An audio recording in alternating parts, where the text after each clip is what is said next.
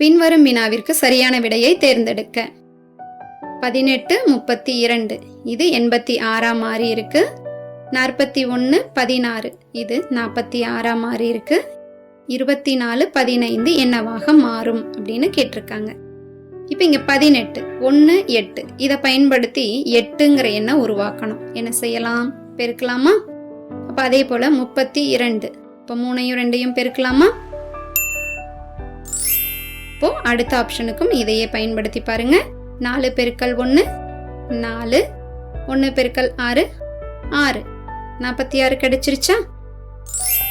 விடுபட்ட எண்ணுக்கும் இதையே பயன்படுத்துங்க. 2 பெருக்கல் 4 8, 1 பெருக்கல் 5 5, அப்படின்னா விடுபட்ட எண் 85.